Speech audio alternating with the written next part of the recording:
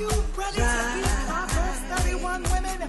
We don't want the Lord to see us sitting when he comes back. It's time to rise up, rise up, rise.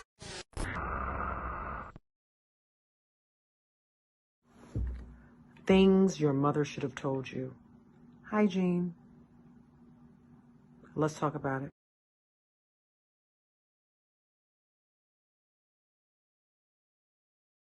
Hello, ladies. Today we're going to be talking about some things that your mother should have told you. And today is going to be about a little bit of an uncomfortable topic, and it's about the smell. It's about the funk. And the Lord has dictated this smell that the daughters of Sarah would have, and it's outlined in Isaiah chapter 3. So the Heavenly Father said in his word about the daughters of Zion that he would curse us with stink. So I'm going to read it from the word. It's from Isaiah chapter 3, and I'm going to get to the point, verse 24. And it shall come to pass that instead of sweet smell, there shall be stink, and instead of a girdle, a rent, and instead of well-set hair, baldness, instead of stomacher, a girding of sackcloth, and burning instead of beauty. So these are some of the curses that the Heavenly Father put upon us for our disobedience and for our haughtiness. But through the Heavenly Father's word, we can change all those things. So we're going to talk about that today. So what exactly causes body odor? So body odor happens when bacteria on your skin or in your vaginal area come in contact with sweat. Our skin is naturally covered in bacteria, and when we sweat, the water, the salt, the fat, the excretions, they kind of mix with the bacteria, and that causes odor, funk, stinkness. And that, ladies, is where we have to fix it.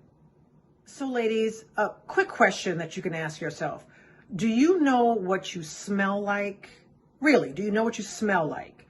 Do you know what you even look like down there below? And I'm talking about your vaginal, your female anatomy. And that is probably where a majority of the problems occur. And we're going to get into that in a little bit more detail. But I wanted to have a chart. And so for simplicity reasons, this is an adult conversation. So if you don't want young women to hear, and even though these are things that your mother should have told you, you might want to have them in the room. So for example, this is a candle holder. This is a basic candle holder, right? And so if we think of like this particular spot in the very center as your vagina, right?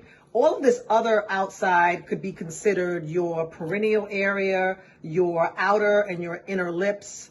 The lower petals, for example, could be, for example, your rectum, your urethra, your clitoral area right in here. And this is just how I find it really beautiful that the Heavenly Father also calls like when a woman gets her menstrual, her flowers and different things. He is a master design maker. So, for example, all of those things need to be washed correctly. Now, I did have a small succulent plant in here. And when I took it out for the purposes of explaining to you ladies, there was dirt that was kind of mixed in here. So now, if you look at this as your vaginal area, if you left any dirt in any of the crevices here, that is potentially what's going to grow fungus, bacteria, and guess what? A smell.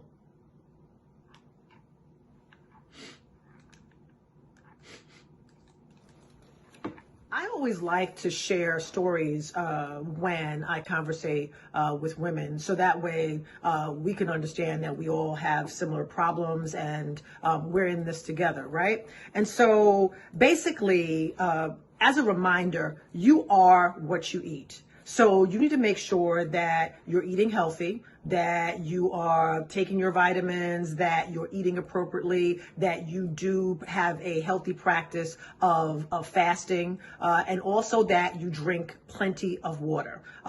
It will greatly influence the way that you smell as well as how you sweat, right? Also, it also has an effect on your hair, your nails, just your overall skin, which is the largest organ of your body. Now, here let's talk about story time. And so as we're sharing, I lost my virginity at 20, right? And so part of the practice that you should get into even before you are married and start having sexual intercourse with your husband, I advise that you should all go to the doctor.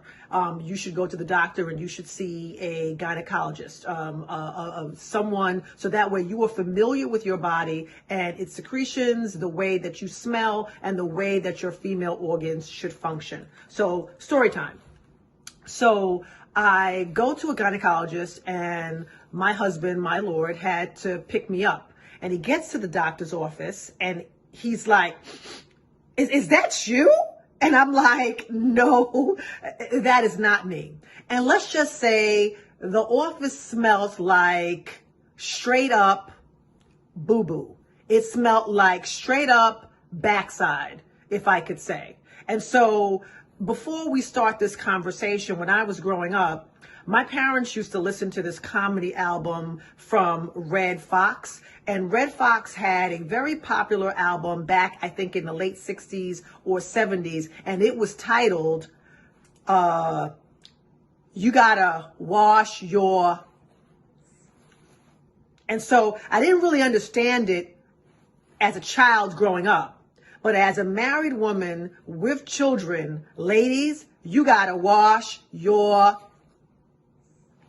So let's talk about what some of the most common vaginal odors and when possibly you need to talk to a doctor. So I found some articles online, and the number one cause for vaginal odor is something called bacterial vaginosis, and abbreviated BV. And so the vaginal odor is fishy. So BV is one of the most common causes of a smelly vagina. It affects 15 to 50% of women of reproductive age. It is a condition where there is an imbalance in the vaginal flora. This is one of the reasons why you need to make sure that you drink water and eat properly. The first symptom is often a fishy smell, which can progress to a frothy or perhaps green or grayish discharge. You may also feel itchy and swollen. There are a number of treatment options for this, of course. However, you need to bear in mind also that there's a possibility that your sexual partner, which should be your husband, is also the cause of your infection. So I would speak to your husband or your Lord, right, in reference to their personal hygiene as well. And this is the reason why you should be married, only have one sexual partner your entire lifetime. If you get an itch or a scratch that you could not itch yourself, you know where it came from. And this is why it's important that not only you take really care of your body, of your temple, but of your husband, of your Lord's as well. Number two is trichomoniasis. This is a vaginal odor that is pungent and fishy. It's very similar to BV, but it is the most common non-viral sexually transmitted infection in the world. It is a parasitic disease that typically doesn't cause a lot of symptoms. Some people experience subtle symptoms like a yellowy green vaginal discharge with an unpleasant smell, and the vulva or your outer lips or your labia can become red and itchy. And a course of antibiotics is usually what clears it up. Number three is something called toxic shock syndrome. There is a vaginal odor with that as well, very unpleasant, but the odor is normally less than BV. Toxic shock syndrome has become a very rare illness. It was very popular at one point through high absorbency tampons. If this bacteria enters into your system, you can get very sick very quickly and have a very high fever. I don't recommend tampons, and if you do, I would look for natural products, natural ingredients for all of your menstrual needs. The other possibility for a vaginal odor is a tampon that you just forgot. It just went up there and never came down, and obviously it has caused infection, and it is very unpleasant. It kind of smells like rotten meat. It's very unpleasant. There have been instances of people seeking help, medical help, having to go to the emergency room for a bad vaginal smell and finding out that it is caused by a tampon that has been left in for days and sometimes longer. That is just nasty. If this happens, the smell will get worse quickly and be extremely obvious and offensive. The next sign of vaginal odor is vaginal thrush. The vaginal odor tends to smell a little bit yeasty. Vaginal yeast infections like thrush are very common and typically cause itching, burning, and changes to your vaginal discharge. And this is why you need to be familiar with what you smell like, what you look like down there, what your normal discharge is like. The discharge with a vaginal thrush kind of looks like cottage cheese. It can become lumpy and white. It's similar to curdled milk. The discharge is not normally smelly, but it is not pleasant to look at. If your thrush symptoms are so pronounced that they smell, you should see a doctor immediately. Number 6 is possible hormonal changes. So if you've just had a baby, you're going through perimenopause, or you're menopausal, that odor could be individual. This is the reason why you should know what you smell like. So that way you know when things are not balanced or things are out of course with you. Similar to the changing smells throughout your menstrual cycle, other hormonal changes can affect the smell of your cervical mucus.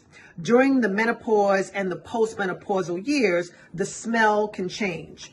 Pregnancy also changes the mucus as well. If you have more discharge, sometimes it could be thinner or thicker, and that depends on the individual. Okay, so I would see your doctor and your midwife and explain what your conditions are. Number 7 is UTIs and other urinary issues. So the vaginal odor when you have a urinary tract infection smells like ammonia, like a very strong ammonia smell. If you experience an ammonia-like vaginal odor, you might have a UTI. And typically, urine is involved. It could be through leaking or not properly wiping yourself when you go to the restroom. This smell happens typically when you have a UTI, and it is more likely the stronger smell is when you have a UTI and it has gone undetected for quite some time. So that is why you need to know your body, know how to clean and properly take care of yourself. And if it goes untreated for a longer period of times, you're going to have issues in the restroom and you can develop a fever. And the smell will be quite distinct and sickly. It smells like a very strong ammonia smell and not the type that you clean with. Also, for those ladies that are of a certain age or possibly have had more than one child or have issues going to the bathroom, this smell could also be through how can I say it politely, urinary incontinence, where when you go to the restroom, you leak a little bit of urine. And so to prevent that or to strengthen your your region, your lower region, you should get into the practice of doing pelvic floor exercises as well as Kegels. And I'm doing Kegels right now. It is a way of tightening your vagina and the entire area in your pelvic region, so that way you do not leak urine. No one wants to smell like pee all day long. That's stinky. That's like a child in a wet, stinky diaper all day long. And then lastly is a smell that can be caused by cancer, by some uterine or gynecological cancers also have a smell. That's why it's very important to make sure as women that we go to the doctor. You need to be checking out for STDs that you're unaware of. If you have any unusual bleeding, you need to check out for that as well. Very rarely, foul-smelling discharge can be a symptom of cervical or uterine cancer. Discharge and vaginal odor are unlikely to be the only or first symptoms. You might also experience bleeding during intercourse, or perhaps occasional spotting that becomes more regular. The smell may become maybe a little bit metallic, along with like old blood. So I would be concerned about that. And it's different from the smell of BV and from like an old tampon, but you should really be paying attention to what you smell like. Now, on the note of uterine cancer, it is very important that you go to the doctor. So the basics of uterine and endometrial cancer. Uterine cancer is the most commonly diagnosed cancer in women from ages 55 to 64. And although we're talking primarily about vaginal odor with women that are in their reproductive years, for those who are premenopausal or postmenopausal, please pay attention to your body as well.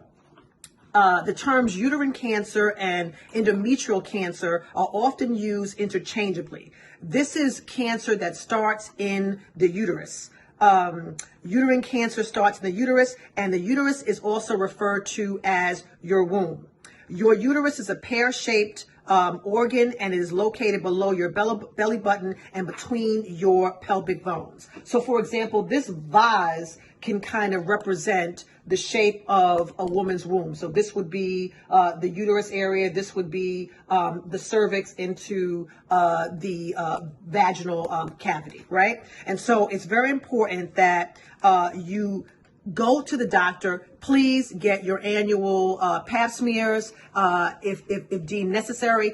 Any symptom that is unnormal or not normal to you, or there's a smell below, please examine yourself, go to the doctor, see your doctor or your midwife immediately.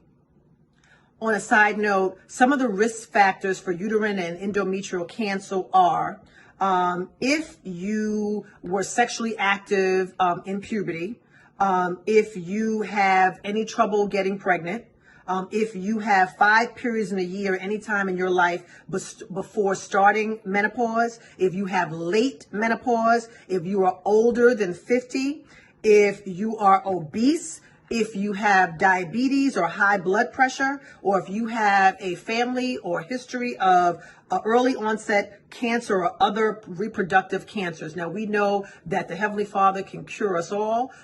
However, the scriptures do say, okay, that we need to maintain our diet, our exercise, and better, death is better than a life of continual sickness. So please take care of yourselves. When I was growing up, my father used to say things like, a woman who cannot take care of herself, if she doesn't smell good, if she doesn't look good, if she doesn't know how to take care of her hair and her body, she can't take care of me, and she can't take care of my kids. And so we grew up hearing that. And my father was very particular about cleanliness. And I married a man who is even more particular. And so I asked him, I said, well, what do men think when they smell a woman that smells good? And he said, they think of sex. They think of children. They think of potential wife, right? Someone that will have the ability to take care of not only themselves, but to take care of them for the long haul and their seed. And so on the opposite side, what happens and what does a man think when a woman does not smell good? And so the answer he said immediately was, you think dirty, wouldn't be a good wife, wouldn't be a good mother. She can't take care of herself. The images that come to mind is a dirty house, a dirty bathroom, dirty vagina, dirty body. And so as women, if I have something in my nose, or if I have something in my teeth, I would want a woman who sees me to tell me. And so this is part of that conversation. If your vagina stinks, let's talk about it. What are some of the ways that we can do to fix that problem? So that way we can teach each other now, okay? So that way the next generation doesn't have to walk around smelling and not knowing how to fix it. Let's continue the conversation about things that your mother should have told you. So here are some basic kind of hygiene tips that mom possibly never told you, right? So vaginal health is very important, and poor health, believe it or not, poor vaginal health can lead to issues with your reproductive organs. It could prevent you from having really good orgasms. It could prevent you from having a good sex drive or your fertility later on, right? It could prevent a lot of sexual satisfaction from your husband when you do not have healthy or good vaginal health. Now, let's talk about some of those things that we need to address. So let's talk about underwear, right? So number one, you need to keep your underwear dry. Wet underwear is a breeding ground for funk, for disease, right? So older women, once again, as I talked about earlier, you need to watch out for urinary incontinence. It is the breeding ground for infection. So underwear, when I was a little girl, they used to sell these packs where it was like 7 days a week. So it'd be like Sunday, Monday, Tuesday, Wednesday, Thursday, Friday, Saturday, and it would be in different colors as a reminder to us when we were young, right? To make sure that you change your underwear every single day. Ladies, change your underwear every single day.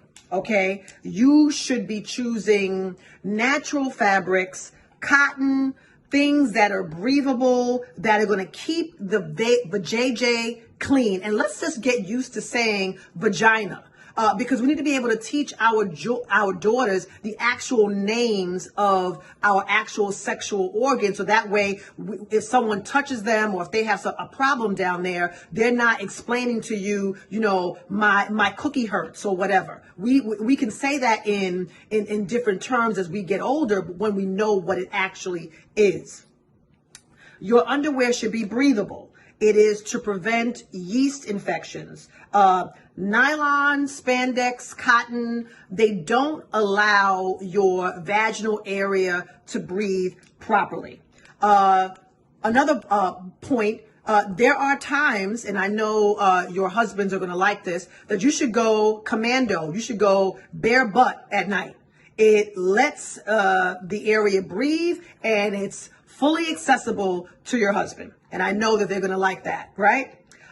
When you work out, you should make sure that you have on the proper undergarments, and you should make sure that you are washing and bathing immediately after workout. Some gyms have showers that are right there. If you are not the type to shower at the gym, make sure that you are doing that as soon as you get home and as soon as you are able.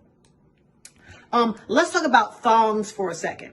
Now, thongs and sexy underwear, they absolutely have their place. Absolutely have their place. But you got to realize when you're wearing a thong, that thong is going up and down your whole perineal area. It is going from your vajayjay. It is going back up and down to your through your urethra sometimes. It is also going through to your rectum, okay? I don't want rectal juice going into my vagina because that causes problems. Okay, fecal matter can easily go upon the string of a thong into the vaginal area and cause problems. I know these are things that your mother didn't tell you, but I'm telling you because as a woman who has a very extensive lingerie drawer, listen, these are things that we wear to appease to our lords. This is not the type of thing that you should be wearing to the gym. Okay, because things are going to go into the wrong area and potentially cause you issues later on. Okay, I would suggest that you wash your underwear separately. When I was growing up, we used to wash our underwear by hand. A lot of times you can actually wash your underwear like in a mesh bag and wash it, all of your undergarments separately, especially if you're not used to hand washing, even though that's something that you should be familiar with. Stockings, bras, underwear particularly is what we're talking about, things that cover your bottom half. When I was younger, I had something called what we would consider today period panties. My period panties would not be in the same place as my lingerie drawer, for example. So for those of us in the faith, for example, we know that we are unclean for 7 days and we're clean on the 8th day. Those are the days that you can wear your period panties or your ugly drawers. A man does not want to see you in your ugly panties or ugly drawers when you're with him. There's a time and a place for everything, ladies, okay? But we're talking about hygiene. Overall, keep your underwear dry and clean, okay? I would also suggest that you replace your underwear often. If you do work, then you should set aside some money for yourself to invest in some nice underwear, cotton underwear, sexy underwear, lingerie, etc. If you are on a budget and if you need to ask your husband, your Lord, for permission, ask him for your lingerie or for your underwear budget because those things are necessary to keep your vagina healthy. And as I said earlier, your sexual partner for life should be your husband. And so if you were promiscuous as a young woman, now is your time to get it right and only deal with one sexual partner for a lifetime. For those of you who are a virgin is to be a virgin or to maintain your virginity and to only have one partner for life is a beautiful thing. So that way you know who you're sharing your body with, and that way you can keep yourself healthy for your partner, for your Lord. And it's also important for you to make sure that he has good personal hygiene as well, because he and you are of one flesh, like the scriptures say. So I want to get into my next topic as far as vaginal health is concerned, is we're talking about when you have your menstrual. And so the scripture that comes to mind for me is the woman with the issue of blood. So I want to go to Mark chapter 5, and I want to start, I think it is at verse 25. And a certain woman which had an issue of blood 12 years, and had suffered many things of many physicians, and had spent all that she had, and was nothing bettered, but rather grew worse. And when she had heard of Jesus, came in the press behind, and touched his garment. For she said, if I may touch but his clothes, I shall be whole. And straightway the fountain of her blood was dried up, and she felt in her body that she was healed of that plague. And so we know that healing cometh from the Lord, but you've got to think about what that woman was going through and the smell that she must have had. And we're talking 12 years of an issue of blood. And there are many women that have a running issue of their menstrual. And so if you have a running issue of your menstrual, meaning that you are perpetually unclean according to the Lord because you are always bleeding. And so I would suggest, once again, prayer and fasting, right? I would go to leadership. I would go to those men that you believe to be your spiritual fathers to pray over you, to help your healing. I would go to your Lord if you are married to help to pray and fast together to help you to overcome this illness that you have. So when I think of the woman with the issue of blood, you have to remember there were no sanitary napkins. We used rags. We were separated in tents. When you think of us, how we dealt during slavery, there were no sanitary napkins. Shout out to the woman who invented the sanitary napkins. Her name was Mary Patrice Kenner. She was, of course, a black woman who invented that because of the needs of our people there. But there are so many of women who do not have proper ways to clean themselves or to protect themselves during that time of month, or if they're perpetually bleeding, right? And so think of it this way. All of the things that you have now that our foremothers in ancient times and during slavery did not have, and yet they were able to maintain a sense of dignity and cleanliness to them. And so therefore we have no excuse. There has to be a level of cleanliness. Now, as far as bathing, there used to be this old tale that used to say that you should not bathe when you have your period. Oh yes, you need to bathe. You need to soak. You need to make sure that that stinky blood that is on your vagina and on your, that's clotted up in there, that is possibly caught onto your pubic hair, is washed and done away with. And that it is rinsed off, okay, with soap and with water. Okay, some people bleed heavier than others. And so you know your flow. And so these are conversations that I never had with my mother. And so story time again. True story. 5th or 6th grade, I was wearing a light blue jacket. I was wearing I think it might have been white bell bottoms. And so I went to PS, like a school, elementary school in Brooklyn. And so in Brooklyn, New York. And so when they called each class by row to get up and go to the lunch, and we were playing jacks. And so when we were playing jacks, I was kind of jumping up and down and jumping up and down. And I had no idea that my period had came on. Okay. And when I had moved, there was blood on the bench. And so my friend at the time, her name was Stacy, she says, "Oh my God, that's you, that's you." And so I had already gotten my period already, but I didn't know what to do.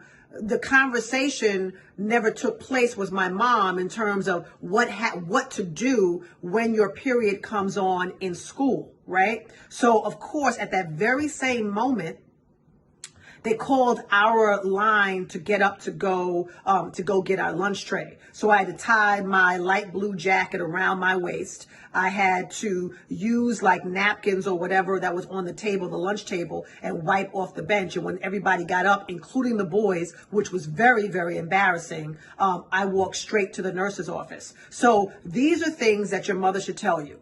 Your mother should tell you these things before the onset of your first menses. So don't be afraid to have this conversation with your daughter because it is necessary. And I remember when my daughter first had her period, she was very confident in knowing that, okay, when she came home from school, she was like, okay, I think this is it. I did exactly what you told me to do. Rolled the toilet paper, went to the bathroom, and is that it? Okay, baby girl, that is it. So here's some helpful hints. Make sure that your daughter, and even you as a grown woman, that you should be carrying in your bag, you should be carrying baby wipes. You should have some sanitary napkins with you. You should have possibly some feminine spray with you just in case you have an accident or in case your menstrual comes down, or if you just happen to be spotting. You should have some pads or something like that to prevent accident and smelling, because we got to take care of the smell. Let's continue the conversation about having your menstrual, right? So now we know about the days of uncleanliness, right? And so if, for example, you've had a baby, you're at the end of your cycle and the 8th day you're clean, or the 40 days, 80 days, and you're clean. What you should do and what you should look forward to is actually bathing, so that way you can present yourself to your husband, to your Lord again. Now, there are some different ways of bathing, and we're going to get into that in a minute, right? So now, one of the things that you should know, and what your mother should have told you, is that you should not be using the same towels for your body, for your face, and for your intimate area. You should not be using that. And the other thing is that you should be doing laundry often. So if the towel smells, don't use it. If you've washed your bottom half, your vagina, your whole body, and the towel still smells, guess what? You still smell too. Rinse and repeat, because the funk has not left your body. So once again, if you smell, if the towel still smells, wash, rinse, repeat, and teach your daughters to do the same. Obviously, there is bathroom etiquette that you need to be making sure that you are wiping from the front to the back. I would recommend, once again, that you have those baby wipes. Wipe front to back. Make sure that there is no bacterial mixing, nothing mixing from the back, mixing to the front. Now, there is power in the bath. There is absolute power in the bath. And so we have biblical examples about the power of the bath. So we have the example of Bathsheba in 2 Samuel chapter 11, verse 2, where she was washing, right? So we have biblical examples of our foremothers washing, right? We have the example of Judith chapter 10, verse 3-4, where she washed her body all over. And so that is a righteous example of an older woman taking care of herself and still looking good, as she did in the days when her husband was alive, right? And then we have the example of Susanna. Susanna in chapter 1, verses 15 to 17, she had sent her maidens to get things to wash herself, right? So she said to bring me oils and washing balls, right? So what are some of the examples of what we can be using to wash ourselves, right? What can we use to do that with, right? So examples could be bath salts. So bath salts, they're going to add minerals to the bath water. There's bubble baths, for example. So bubble baths, they add bubbles and they add scents and different things like that. And then you have bath oils, which will soak into the skin. And then you have body wash, which is after soaking, you can use like a loofah to make sure that you remove dead skin and so forth from your body. I would suggest, for example, just like our foremother Esther, she went through a whole ritual of purification and soaking in oils and frankincense and myrrh. And so you yourself should have a ritual for what you do to beautify yourself and to cleanse yourself through bathing, right? And so maybe that you pick the first of the month to always give yourself a really good scrub down, wash your hair, do a facial, exfoliate the dead skin from off of your body. That can be part of your body rituals. Now, let's talk about different types of baths for a second, okay? Different types of baths. So nurses, for example, when they give baths, there's something called a sitz bath. So a sitz bath purpose is to decrease pain and inflammation, and is often after surgery, birth, or pain, or relief from hemorrhoids. And I would also recommend that, particularly after giving birth, that, and even if you haven't, vaginal steaming is very important. Possibly like some apple cider vinegar in your bath. It's a great way to make sure that the vagina is tight, along with being clean, right? Next is a hot water bath. So a hot water bath relieves muscle tension. So for example, if you have a really strong or hard workout, you can do a hot water bath. It relieves tension and spasms. You can use and put Epsom salts in there, and they have great smelling Epsom salts nowadays that you can also use. A warm water bath is good to relax and soothe. That might be, you might want to share a bath with your husband, with your Lord. You can add some bubbles in there, bring a little champagne, etc. And that might be a little bit of fun. And it's not necessarily more for washing. It's more about like the atmosphere, right? But that means that you have to be clean or relatively clean before you get into there, right? Then you have a cool water bath. A cool water bath could be to reduce the fever, or, like when it's hot, and sometimes in the summertime, you have to take more than one shower or a bath a day. You take that, and then it kind of cools you down. An oatmeal bath, for example, is good to soften the skin. It can lubricate dry skin. It's good for eczema and psoriasis, and it kind of helps you, right? Now, let's talk about baths that are not so good when you have smells, so let's talk about what they used to call back in the hood a hoe bath. Let's talk about a hoe bath, right? A hoe bath is basically when you are washing the necessary parts. You're washing your underarms, you're washing your butt, your genital areas, because you just want to kind of get a quick hit, and that's it. Typically, if you have a vaginal or a body odor, you've done too many hoe baths, and you need to take a real bath, and you really need to get to the grime and dirt to remove the funk. I said it, too many of y'all are going to the hit and the hoe baths and not really taking the time out to do the things that are necessary to cleanse yourself. I saw in an Urban Dictionary, it said a $2 hoe bath. A $2 hoe bath, by definition, is to spray oneself with cologne or perfume instead of bathing with soap or water. Usually, you can tell by the strong odor mixed with funk. Huh? Is that you? Hello? Okay, so we know it. And you're not hiding the funk from other people who can smell you, sis. Okay? So if you are a $2 hoe, or if you do not want to be treated or looked at as a $2 hoe, don't take a $2 hoe bath. Wash yourself.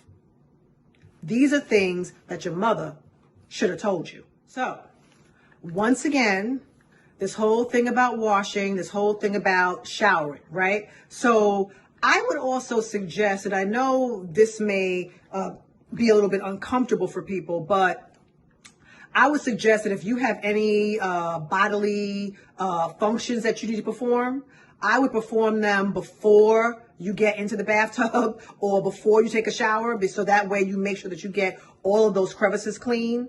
I would also make sure that if you are on your period, that you change your sanitary napkin often. There is nothing worse than a soaked, overly used, late taking out sanitary napkin or tampon. They are smelly, they are rotten, and please make sure that you wrap those up appropriately, because even if you've done your business in the restroom and you've cleaned up after yourself appropriately, a funky sanitary napkin in the restroom or in the garbage pail is still bad etiquette. It will smell up everything. Don't do that. It's very offensive to the men in your household. And my husband and my father used to say they don't want to see it, they don't want to smell it, they don't want to know about it. So likewise, take heed. When you go to the restroom, please make sure that you wash your hands beforehand, because when you're going to the restroom, all the surfaces that you've touched before actually going into the restroom to wash yourself or to wipe yourself from front to back are still on your hands. So it's very important. Listen, you only have one vagina for life, so make sure that you're taking care of it appropriately. Things that your mother should have told you. My suggestion to you also is that before sex, go to the bathroom. There's a time and a place for everything. There's timing about it. Don't in the middle of it all of a sudden say that you got to go to the bathroom. The same thing is that after you have sex, you should also go to the restroom, because it kind of prevents from the urinary tract infections, because you got to realize that certain things kind of get mixed in together during the heat of passion. Men don't have that issue, okay? We are the receptor of the penis. And so because of that, you've got hair, sweat, bacteria, things are very close in vicinity. So it is up to you. You should go to the bathroom afterwards. And then also, like in the scriptures, is that you should also wash. Okay, you should also, once the deed is done and both you and your husband are finished, there should be some washing involved. Whether or not you do it by yourself or whether or not you do it together, that's an intimate conversation that you and your Lord can have, but you need to wash. I would also suggest that you avoid harsh soaps, harsh deodorant sprays, washes.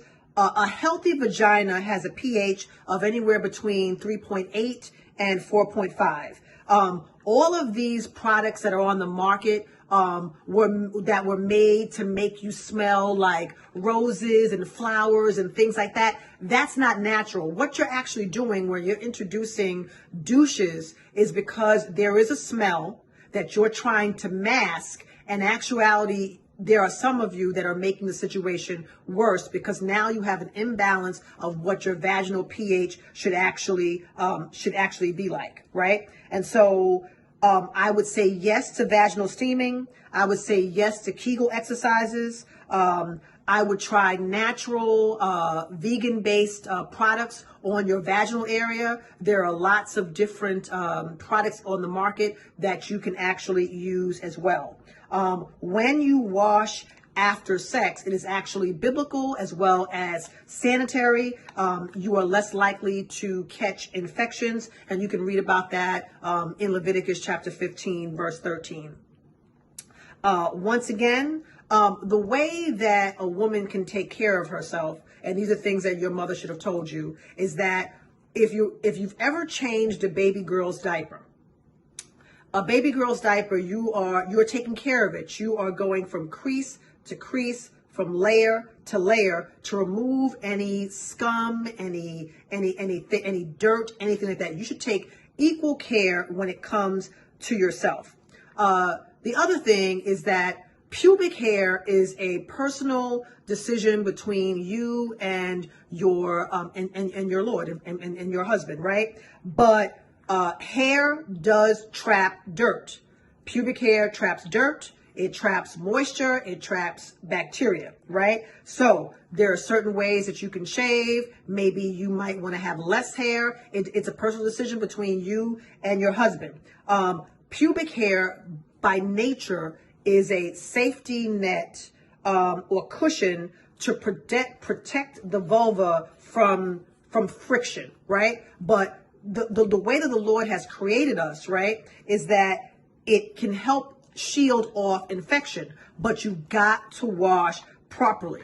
Do not ignore any signs of infection, either on the outside of your vaginal, your outer lips or your inner lips, or anything that's happening with you internal. It is a sign that there is something wrong. So now let's talk about the controversy between should you shower first or should you bathe first or should you do both, right? And so if you are getting into a bath, one of the worst things that you want to do is be sitting in a bath full of your own dirt.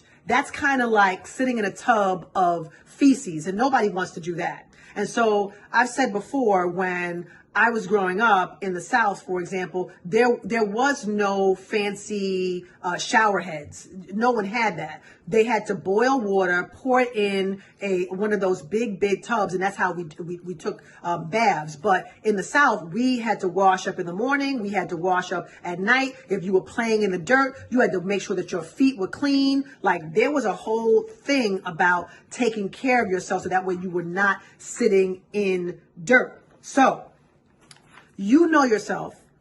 You know your own level of cleanliness. There are certain of us that need to take baths or showers multiple times a day.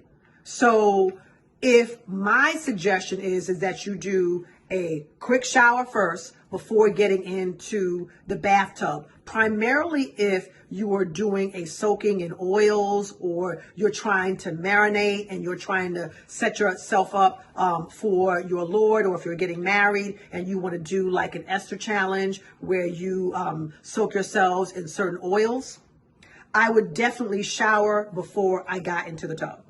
Okay, so now how are we going to do this, right? So when you hop into the shower, right, you need to make sure that you set the proper temperature. You need to get a towel. You need to wash your entire body from head to toe, and making sure that you wash your feet. And then you need to repeat. You need to make sure that you're washing your belly button, clean your body from front to back. You need to pat yourself dry and to check any folds that you may have underneath your breast, underneath your belly, underneath your butt cheeks.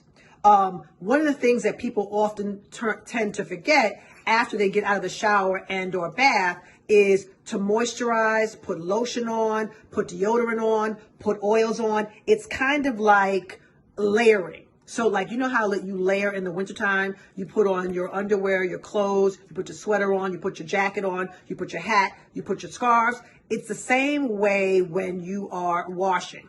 It's the same way when you are moisturizing your skin. It works best when you are slightly damp, so make sure that you are drying yourself off accordingly. So now let's talk about the bath, right? So I would make sure that your bathtub is clean.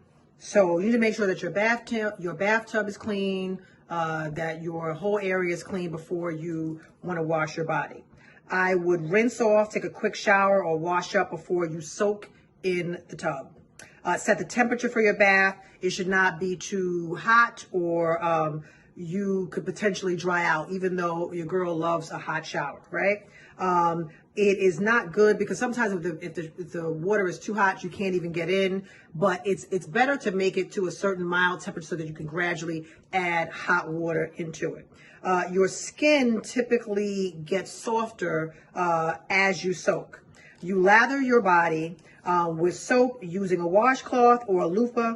Do not overly exfoliate your skin because you can bruise yourself. Unfortunately, you got to learn that lesson, because if you rub too hard, you can bruise yourself and it'll lead to scabbing. Rinse, pat dry. In certain cases, you may need to repeat. And so as a reminder, there's certain things and areas that we tend to neglect, right? And so I would check behind the ears, make sure that you're washing your neck, check your belly button, make sure that you're checking under all of your various folds, your neck, your fold, and make sure that you do a really good cleaning of your perineal area. And then a word to the wise for my fuller figured women, right? And I know this may be a very sensitive subject, and I grew up with larger women in my family, or full-figured women that I would say. And so my biological sister is deceased now, and she was not the example of bodily cleanliness, right? And so with that, I have had the pleasure of knowing women that were full figured, that they never smelled, that they had really great etiquette. Unfortunately, that is not what society thinks as the norm. Unfortunately, the image of the so-called Black, Hispanic, and Native American women as being nasty, fat, greasy, smelly, stinky, and overall lacking good, not only good moral ethic, but good hygiene is typically what the other nations think of us, right? And so we have an obligation to our men, to the Heavenly Father, to really put those myths out to shelter, right? And so with that being said, I want to say to those women that are full-figured, is that for those of you who do have good etiquette, make sure that you're teaching or being a really good example to those who do not, right? And so when you are fuller, and even, for example, when you're pregnant, listen, when you're pregnant, you can barely reach your feet, right? So you need to make sure that you're lifting up your stomach. You need to be making sure that you're lifting up your legs. If you've got to squat, if you've got to bend over, do so. If you need to use a hose or the NAS that's on a shower head to use it, to do so. Make sure that you're getting all the crooks and all the crannies under your butt, around any of your rolls, any of the folds, because that's where bacteria, sweat, and dirt will lie. If you need a bench to sit at, or if you need to sit at the edge of the tub to do that, I would do that. I would invest in good tools to make sure that you stay clean. And that goes for all of us women. And so with that, I just want to say thank you to everyone for listening. For these are the things that your mother should have told you. And if I've left anything out, and if you've got any good helpful hints, please leave some comments in the description. I really appreciate it. And with that, I say thank you.